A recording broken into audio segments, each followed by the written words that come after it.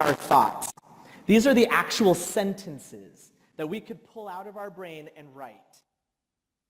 They're phrases, they're sentences, paragraphs. That's one aspect of an emotional response, is what's going on in our mind. Another piece that happens is what goes on inside of our body. Emotions, I should have brought a map of this actually, now that I think of it. They've done these studies where they've scanned bodies in different emotional states, and they have these heat maps. It's fascinating. Like when you look at where heat shows up for anger compared to where it shows up when you're nervous, it's in different parts of our body. Like nervousness is so much more a stomach thing compared to like anger. It ends up being more up here, kind of grabs you by the throat and up in your face sometimes. So our bodies just experience emotions in different ways. So our sensations will give us some clues about how we're responding, and then behavior. Not only like what we're doing, but also I like to make space to say, what would you do? I mean, maybe there's a lot of social things going on right now preventing you from doing a certain thing, but if you could, what would you do? What's it recommending you do? So that's our response. This is what's happening. This is the response. And then we think about what's the short-term payoff for how we're going to respond. So I'll give you an example. It's another one of like, oh, Hooley. So my daughter, she has a band concert. We go to the band concert. It's like one of those things where it's like, great grandma's there, both grandparents are there, the whole kids are there. We're like, what? We got a babysitter for the little ones. You know, we're like listening the whole time and celebrating. Then we're going out to dinner, you know? So we're like doing the parent thing right. We're like celebrating the kid, we're celebrating. So we get to the restaurant and we're getting ready to order. And one of my kids is like telling me what they want to order. I'm like, okay, great, got it.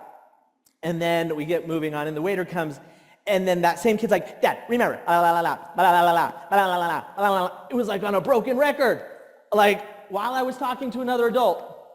And so my anger showed up and said, you kid, don't interrupt when I'm talking to someone else. So antecedent, kid being like, Dad, remember, la la la, la la la, Dad. What was going on in my mind is, we've talked about this 1 billion times. Unless it's an emergency, just gently, just wait until I'm done, and then I'll be to you, 100%. In my body, it was like right here. It was just like, and then behavior, I'll come right to you in just 1 sec. And then behavior, what did I do? I'm like, stop it! Right in the middle of this dinner. Short-term payoff, that lump that was here, magically gone. It was like a fever that broke. I was like, oh, that's so good, actually, to do that. Long-term consequence, felt disappointed in myself, a little embarrassed. You know, it was like in front of everyone, waiter included, you know, one of those moments. And I was like, doggone it. I could have just ignored her, is the thing I could have done. And then afterwards, just gently remind her, hey, girlfriend, remember, we don't interrupt when two adults are talking unless, yeah. Is there? Bluey has a lot of great stuff, right? So when we're just thinking about slowing it down, if you're finding a pattern, a sticky thing, first thing we can do is just name it. What's the thing going on? What's the thing that typically is happening before it gets going? Is it a person? Is it a place? Is it a certain conversation that you always know? Man, I'm about to talk to this person. We always get into it. This is how it goes. And then we start breaking it down to say, well, what were you thinking? What were you feeling in your body? What did you do or want to do? What was that immediate payoff? And then what was the long-term consequence of it?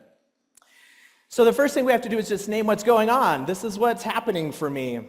The next thing we have to do is make space to do something different. So my cousin just moved, and he reached out and he asked if I would come help him move. And you know, I'm like, in our church, in our faith, like I have been trained deeply in moving, like real good. Move a lot of people, right? So I'm like, and I actually have this strange superpower. I will give it all to you if you ever need it. I pack really well. Like, it is beyond beautiful. Like when people show up, boxes the right size, labeled, heavy stuff in the right place, not too heavy any which way, everything's wrapped. So day of move, it's like conveyor belt. That's all we need, you know? So I'm like, I'm in. Like, I love this. I hate unpacking. That's the thing. So Lexi balances me out. She can unpack. So he asked me to come help him move. Happy to. So he has, in his home, it's one of those where you go up one set of stairs, and then there's this really tight corner, and then you go up another set of stairs to their second floor. And he's like, we've got a big couch that we want on the second floor. Like, of course you do. That would be the perfect thing to put on your second floor, is a giant couch. Perfect. So we get this couch, and it is as big as that space. So we get up there, and I'm like, have you ever done a 27-point turn? You know what I'm saying? Where you're just like, this is like what we were doing to get this couch to be able to go up. We did, though. Victory, victory. At one point, I'm like, set it on fire, get a new one, because it's not going to make it. But we got it up there, and it's fine. And for me, what it reminded me of is sometimes our experience, we've just done a thing for so long the same way. It's like tight walls. And it's just like, why do I keep doing this way? Why does it keep showing up this way? So if we're going to ever do something different, we have to make a little bit more room. And so for me, once we know, big couch, narrow walls, name it, the next thing is like, can we expand this at all? So for us with emotions, one of the ways that we can do that is just trying to do two things. Once we've named it, so with me, that anger moment during the dinner, I'm like, this is what's going on. It's anger. Hi, anger. What's the message? Someone's broke the rule. What do you want to do? Get them in line. Get them in line right now. All right. So if I wanted to have space to do things a little differently, the two things I can do is just pause, not get upset at anger. He's just doing his job, letting me know a rule had been broken. And then just allow myself to be with that for just a sec. Instead of like, get away, get away, get away, get away. Just say, oh, okay, interesting. What do you have to say? There's a process that I'll teach people. It's called anchoring, and I'll just go through the steps of it. I mean, the first thing you do is take a pause. And for people, the pause, that train's going, and it's going so fast, you don't know how to stop it. Well, first to slow down that train, just take a deep breath. For some people, I will tell them, I'm like, actually, if it's the breath thing, you just in your head say out loud the script. You're like, I'm breathing in, I'm breathing out. For me, the breathing thing's so-so. I'm actually like a sound kind of guy, where if I took a beat, even right now, and we'll do it, I'm going to ask, I'll be quiet, and I'm going to ask you to think of making a list in your head of all the things that you can hear. Okay? So I'll be quiet. Make a list in your head of all the things you can hear.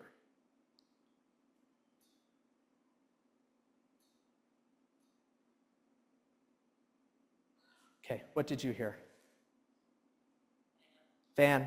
Yeah, I hear that fan too. Thought I heard like a zipper clanking against a chair. I could hear like the humming of the projector. So for me, that's just something that slows me down. If I just take a second and I think, what's the furthest thing I can hear? What's the closest thing I can hear? What are 3 things I can hear?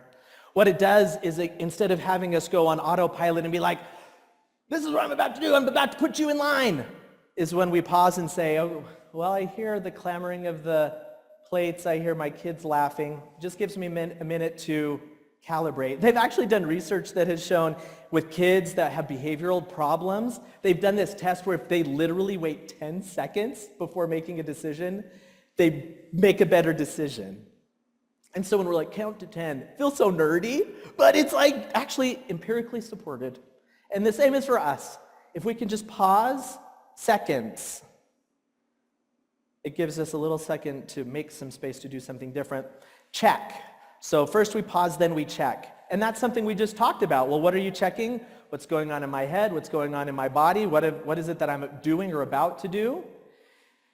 After you do that quick check, you're like, does this fit with who I want to be? Is what I'm about to do fit with who I want to be? Does it fit with this situation?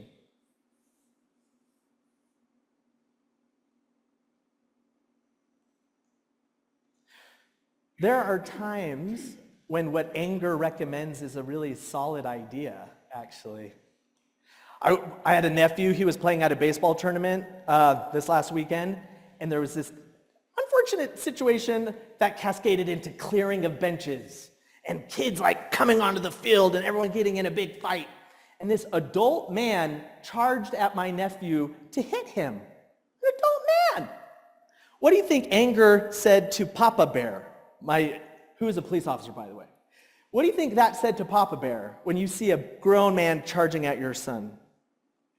Yeah, over my dead body. Good response? I would argue probably yeah. So just block that guy. I mean, didn't do anything, but just got in that way. So sometimes what the feeling tells us does fit. We just get to decide if it does fit with the situation, if it fits with who we want to be. So sometimes standing up for yourself and saying something pretty direct makes a lot of sense. Other times being quiet does. So does it fit with the moment? Does it fit with who you want to be? And if it does not fit, we adjust. So, doggone it, if I could go back, during that moment, I could say, does that fit with the kind of dad you want to be? I'm like, no, for these silly things, I just want to be that, like, water off a duck's back. Listen, child, you are yet to learn these lessons. Come to me to the mountaintop so I can teach you the ways of being human. That's what I want to be, right? Dad is so understanding. No, right? It was like, geez, Dad. I'm like, it happened again. So for me, we just make an adjustment. So name it, make space for it. Now, thinking flexibly, I'm going to linger here for a bit. Our brains are awesome. They're just constantly working, constantly. Really, they're doing two things. Gathering data from all your senses, and then they're making predictions. Those predictions are supposed to keep you alive and keep you in the tribe. So it's like you're still moving, breathing, and you're still in the group. You didn't get kicked out. So it makes decisions really fast, and it gets shortcuts. It makes all these shortcuts. I imagine, how many of you have ever gone on a vacation and then came back and be like, man, I need a vacation, I'm exhausted. It's like so ironic, right? Jeez. Part of it is because your brain is making so many more decisions than it ever does. When you go home, you know your brain knows where the couch is. You know where you sit to watch your show. You know where the phone is. You probably know where you hang your keys. You know where you put your wallet. Your brain just puts autopilot, just so it doesn't have to make so many decisions. Then you go to a hotel. Well, I guess I put them here. And do we sit in our same assigned seats for watching the movie, or are we going to shift that? So it's just making decisions. And so you get home, you're like, I'm exhausted, because your brain was just like, I'm exhausted. You had me in a strange place. I had to make all these decisions. Was it too hot? Was it too cold? Did we eat out? Do we stay here? Normally, we don't do those things. So our brains go, just gather data, make predictions. And they do things really fast. Okay, automatic thoughts, they just happen. They did this study where they had people write down their thoughts. And you know, as human beings, we have thoughts that are weird. We have thoughts that are maybe even kind of gross. You know, we're like, ugh, I can't believe, change. I mean, they just pop up. And sometimes it's almost like I don't know where that came from. So they had people make a list of all the thoughts that they had, and they had all of us therapists, well, I wasn't in this study, but they had all these therapists look at all these thoughts, and they're like, diagnose this person.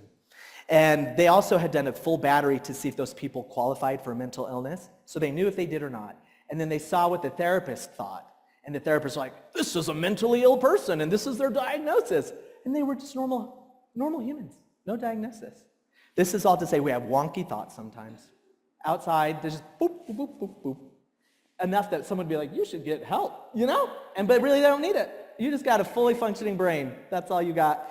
So our brains just do things so fast. I'm going to show this picture again. I'm just going to keep it up for a couple seconds, and I want you to tell me the story after we look at the picture, okay? Ready?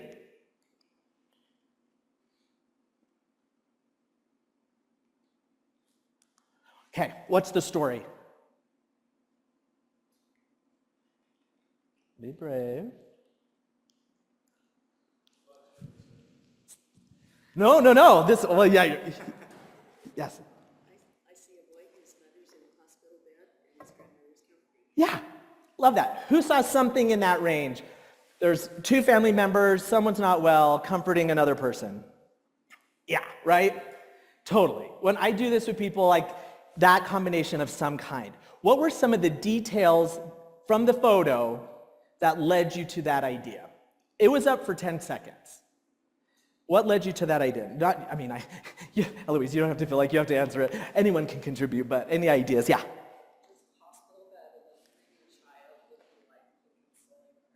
Sure, yeah. Any other details that kind of made you go like, this is the storyline for sure? Yeah. The door, There was like maybe this thing that looked like an IV drip. That kind of gets me every time. If we're to look at the picture again, what would be another story that we could potentially tell if we had to get really creative? If you saw this picture again, if you were to come up with a different story. The first one was someone is not feeling well and they're being consoled. What would be another story we could tell? Yeah. Maybe a mom just gave birth and these relatives outside are joyfully Yeah. looking forward to it. Maybe she's resting and they're like, it's a boy, it's a girl.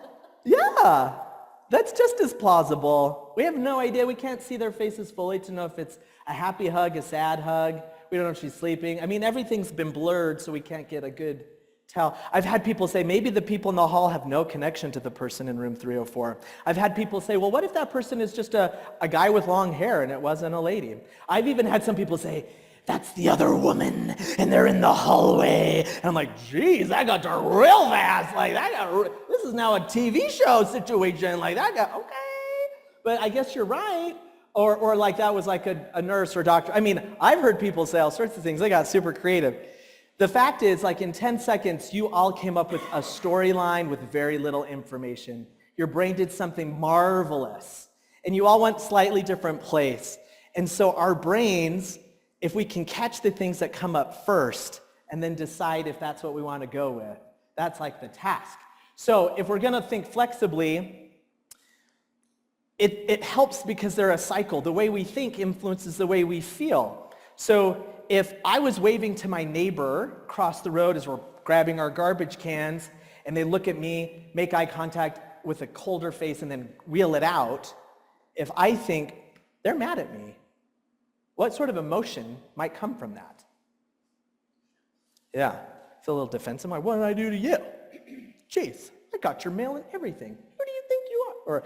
Or maybe I feel sad because I'm like, oh, geez, what did I do? You know?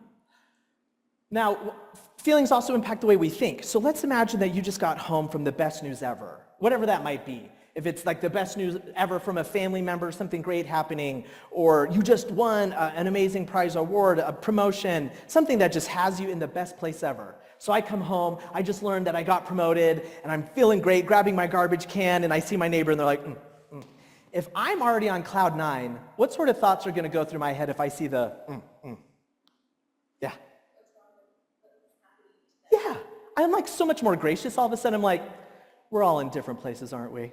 Yeah, and I just go into my house. Like, we're all so benevolent. So the way we think can change how we feel, and the way we feel can change how we think. So there are some ways of thinking that are less helpful, and we call these thinking traps. And really thinking traps are when you overestimate a problem. Like, oh, this is so big. I don't even know how this is going to work. How is it we're ever going to make this? And this is the end of the world. Or we underestimate our ability to cope with it. I don't know how I'm going to handle it.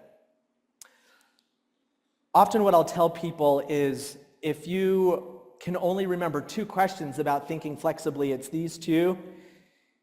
Is the thought helpful and is it true? And in order for you to hold on to the thought and keep it, let it rent space in the apartment building of your mind, it needs to pass both of those questions. Is it true? Is it helpful?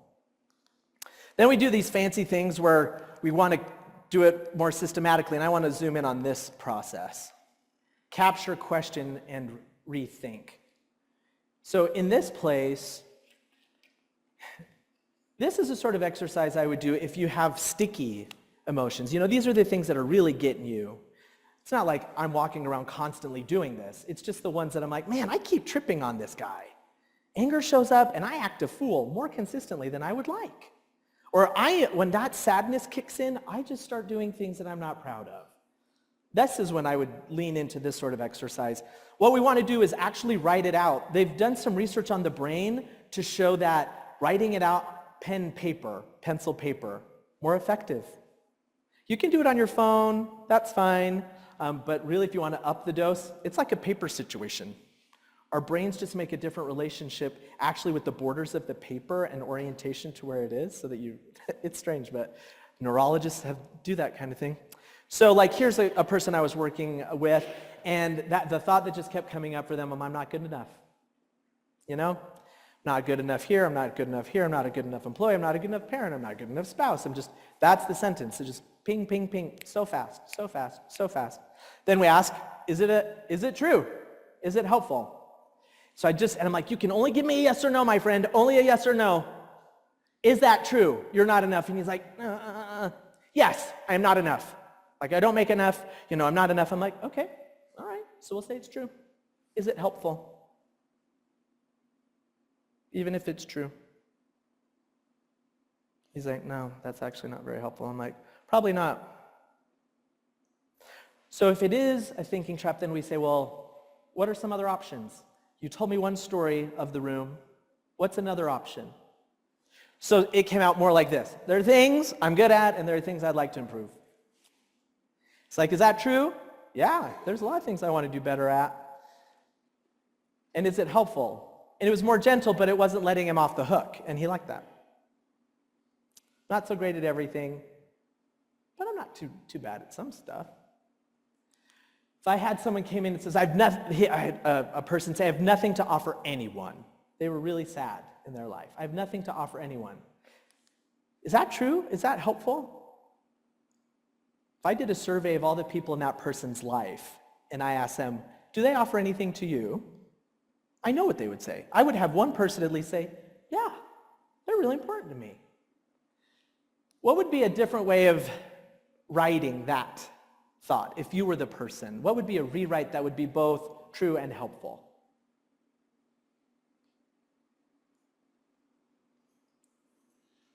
Yeah. Yeah, I love that. I'm not able to offer what I would like to. And if we were to add another phrase onto that, what else would we add to that? I love that. That's great.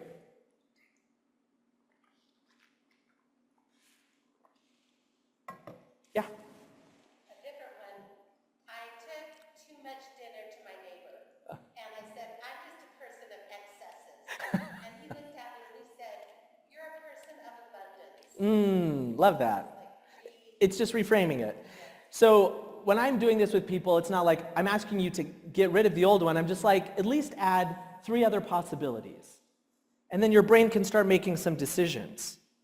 Yeah, maybe you're not enough. But maybe you're good at some things and not so much at others. Maybe it's like you have an unquenchable thirst for improvement, and you're constantly thinking you got to do more. It's like if you look at 3 different ways, all of a sudden the picture doesn't seem so locked in. All right, act right. So the emotion piece, it gives us a recommendation, right? Just because an emotion tells us to do something doesn't mean we have to. There are some behaviors that are helpful and unhelpful. Helpful behavior is something that helps you get closer to who you want to be. Unhelpful is something that gets you a little further from who you want to be. There's 2 broad categories of unhelpful thoughts. Things of avoidance, and there's different subtypes. Like straight up, you just avoid it. You don't go.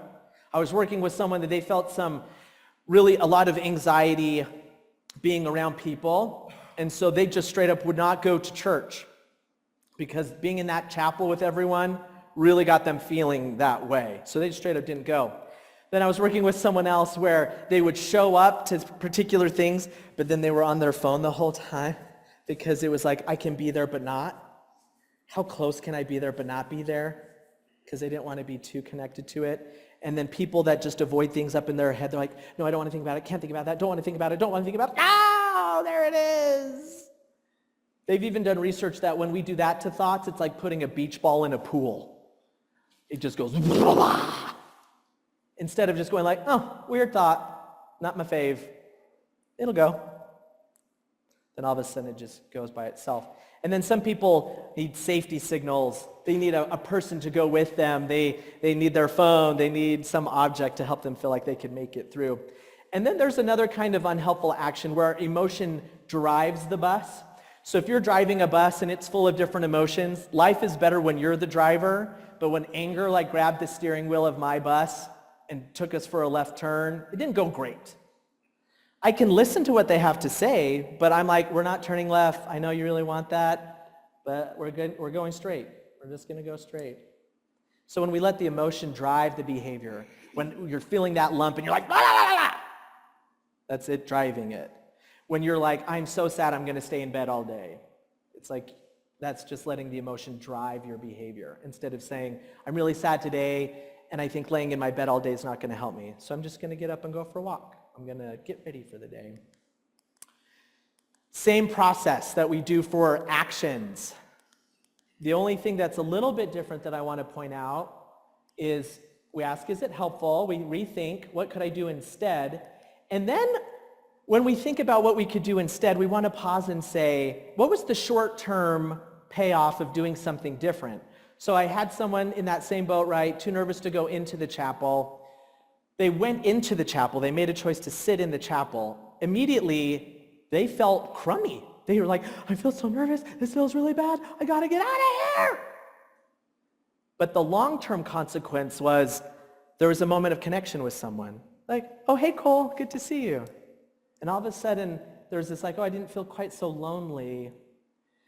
Life is about delaying immediate for the long-term gain. I think a really wise man said something like, think celestial. And I think that fits. It's like when we play the long game and put up with a little tension at the beginning, life ends up being better for us globally. Okay, and then in closing, I just want to touch on the last two.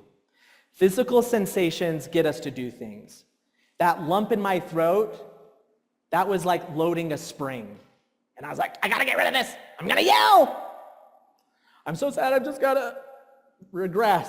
I'm so anxious about that I can't take that butterfly in my stomach feeling anymore. It loads the spring. And the good thing is we don't need to do what it says. We could just name what's going on in our body. I have a huge lump in my throat that wants to escape through my mouth.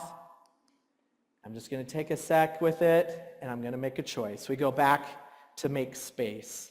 Just because you're red in the face and clenching fists, you can take a moment and say, Daddy needs a moment. Be right back.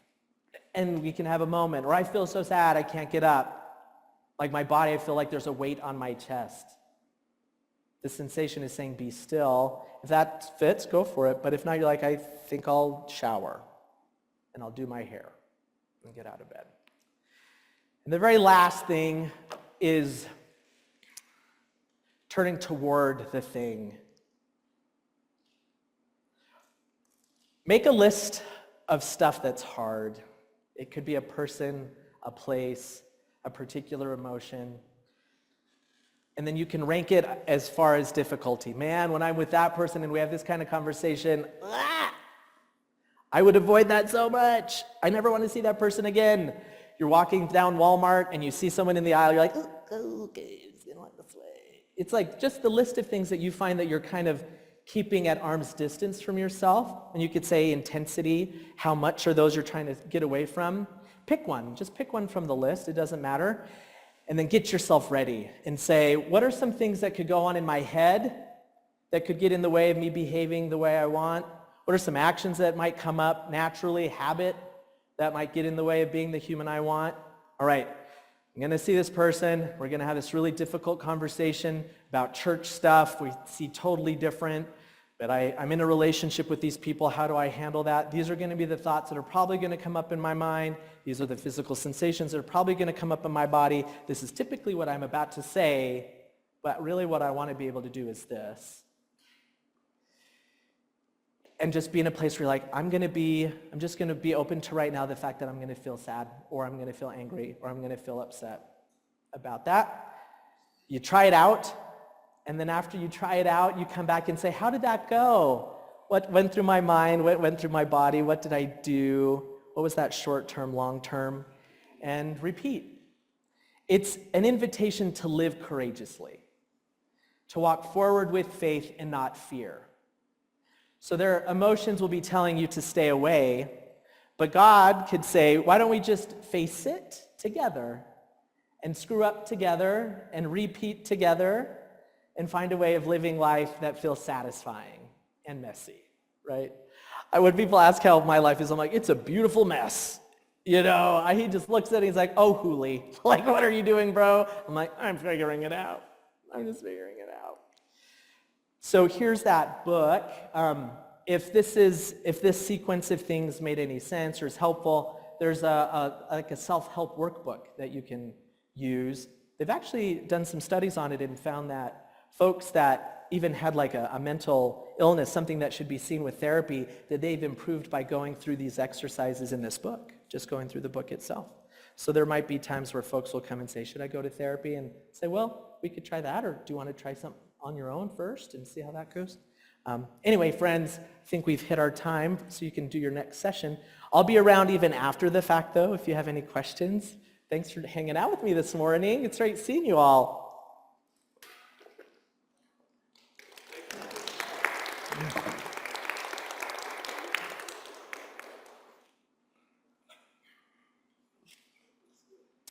We have a break until 11:10.